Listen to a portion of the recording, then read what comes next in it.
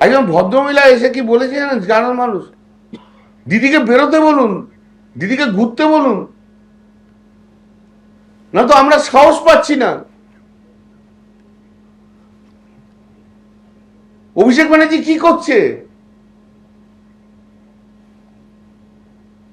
শুধু নিজের বাড়ি আর কালীঘাট করলে তো হবে না, বেরোতে হবে ভাই। ডিম খায়, লাঠি খায়, ঝুল যাই খায়, গালাগাল খায়, এটা তো রাজনীতির অঙ্গ। ঘরে বসে থাকলে তো হবে না। আজও পর্যন্ত পশ্চিমবাংলার মানুষ মমতা দিকে চাইছে, বাংলার মানুষ মমতার দিকেই তাকিয়ে আছে। মমতা দিদির জন্য লড়াই করতে আমি প্রস্তুত আছি, কিন্তু দিদিকেও বুঝতে হবে বাস্তবটা কি। দিদি যদি বাস্তব না বোঝে, তাহলে দিদি যে দল তৈরি করেছে, দিদি নিজের হাতে সেই দল শেষ করবে। শুধু অভিষেক অভিষেক করে তাহলে তো প্রবলেম হয়ে যাচ্ছে আমাদের। আমি ওই 80 জনের মতো আর 20 জনের মতো নয়।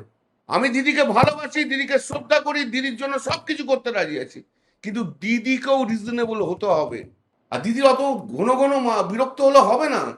দিদির যদি মনে হয় অভিষেক এসে বসে আছে কেন, এটা যদি দিদি বিরক্তের কারণ হয়, তাহলে আমাদেরকে ছেড়ে দেওয়া ভালো, শুধু অভিষেক নিয়ে থাকুক দিদি। তাহলে দিদি যদি মনে করে যে দিদি যা ইচ্ছা বলবে তাতেই সব হবে, তাও হবে না।